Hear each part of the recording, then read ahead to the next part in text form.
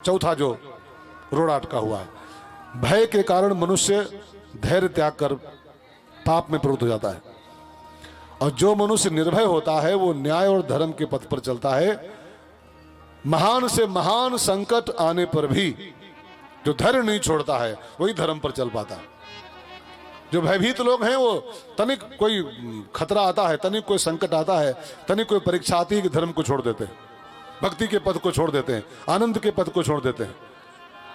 तो तीसरा जो बहुत बड़ा बाधक तत्व है आनंद में वो है भय। भय हमारे आनंद को भंग कर देता है। ध्यान देना भाई बहनों। अब एक सवाल आता है कि निर्भय कैसे हों? भय हमारे आनंद को रोके हुए है, तो निर्भय कैसे हो हम जीवन में? तो संतों ने कहा है निर्भय होने का बहुत बढ़िया उपाय है। आप बिल्कुल निर्भय जीवन जियोगे, मस्त जीवन संसार में।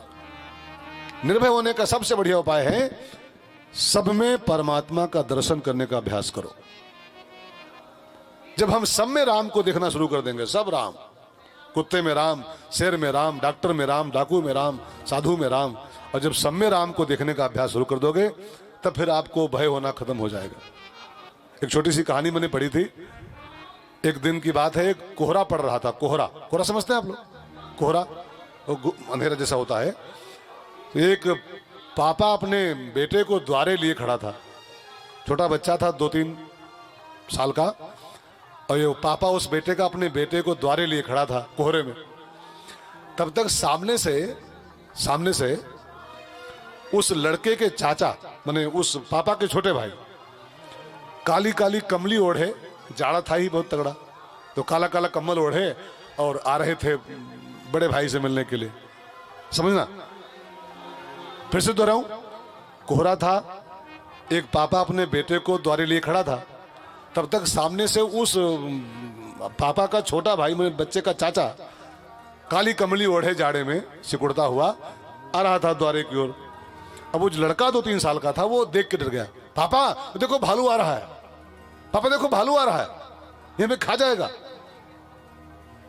तो पापा ने कहा नहीं, भालू नहीं है। नहीं देखो सामने से भालू आ रहा है, काला काला भालू सामने से आ रहा है। कहा नहीं तेरे अंकल हैं ये, भालू नहीं, तेरे अंकल कमली ओढ़े आ रहे हैं। और जब वो करीब आ गया और लड़के ने गौर से देखा, नहीं काली काली कमली ओढ़े, ये तो मेरे अंकल जी हैं, मेरे चाचा जी हैं। तब दौड़ के पापा गोदी से उतरा और अंकल गोदी में चढ़ गया। आनंद की वर्षा शुरू हो गई। अब देखो, मुझे कुछ कहना है, सच्चाई मालूम न हो तो मालूम पड़ता है ये भूत है, ये प्रेत है, ये हमको खा जाएगा, ये हमको खा जाएगा, ये डस लेगा, तो हम भयभीत रहते हैं। और जब लगेगा सब अंकल ही अंकल हैं, ये सब अंकल है, खाली काली कमली ओढ़े सिर्फ बस, तब आप उसी गोदी में खेलोगे, फिर आनंद करोगे उसी गोदी में। आपके आनंद का झरना फूट पड़ेगा। जब दिखाई पड़ना शुरू होता है कि ये सारा संसार सिया राममय है, ये सब राम ही राम दुनिया में है, और जब सब कुछ राम राम है, सब कुछ राम ही राम है, तो फिर किससे डरना, किससे भयभीत होना? रामायण में गोस्वामी जी कहते हैं, सिया राममय सब जग जानी, सिया राममय सब जग जानी, करहो प्रणाम जोरि जोग पानी, करहो प्रणाम जोरि जोग पानी।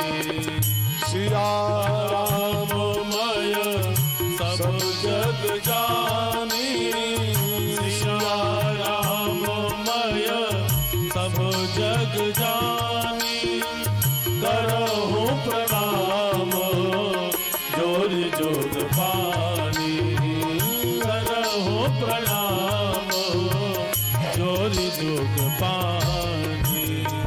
एक गांव के बाहर एक संत की कुटिया थी। एक गांव था छोटा मोटा, उसके गांव के बाहर एक संत का आश्रम था, छोटा सा आश्रम, मड़िया टाइप का।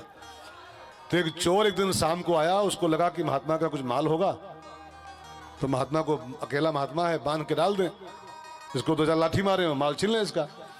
वो चोर साधु कुटिया में घुस पड़ा, ध्यान देना, और साधु को बांधा और उसको लाठियों से बहुत मारा, और मार के जो भी घर में थोड़ा बहुत था वो सब बांध ले गया। अब जब सवेरे गांव वाले निकले दिशा मैदान के लिए, पहले तो ये शौचालय कहाँ होते थे, मैं तो अभी गांव में जब कथा करता हूँ ना, अभी बिहार में था मैं, कई गांव में कथा करता रहता हूं तो देखता हूं कि मोदी जी बेचारे कितने बनाए हैं, वो मोदी जी कितने बनाए हैं शौचालय, लेकिन कुछ लोग अभी भी मैदान बहरे करते हैं, रोड करते हैं, वहां भरे हैं कंडा, उसमें जो सरकार ने बनवा के दिया है शौचालय इज्जत घर, वहां कंडा भरे हुए हैं, अभी भी लकी लुटिया जाते हैं रोड पर। तो कुछ लोग स्वभाव से मजबूर होते हैं। तो वो बाबा को मारा उसने, चोर ने, और लहूलुहान करके बेहोश कर दिया और घर का सामान ले गया। अब गांव वाले जब सवेरे वो दिशा मैदान को निकले तो 2-4 लोग ऐसे थे भगत जो साधु को प्रणाम करके तब आगे बढ़ते थे उस महात्मा को।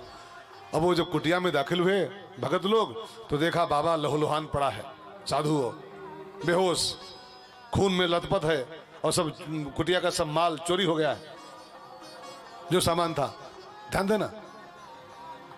अब गांव वाले फटाफट बुलाए 108 होती है एम्बुलेंस, बुलाए और लाद के बाबा को ले गए अस्पताल, वहां भर्ती कराया।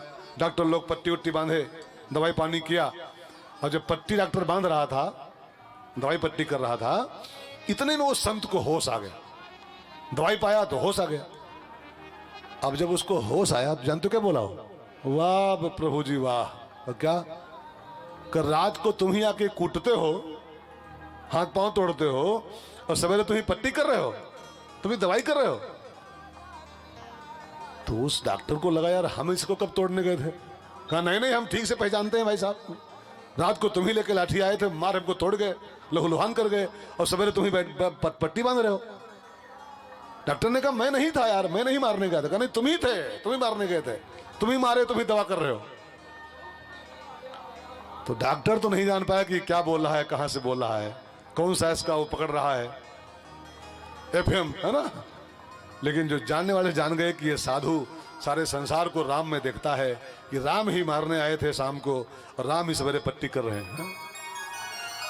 बात समझ में आ गई। निर्भय होने का सबसे बढ़िया जरिया यही है, सब में राम को देखो। राम ही मारता है, राम ही दवा देता है, राम ही दुख देता है, राम ही सुख देता है।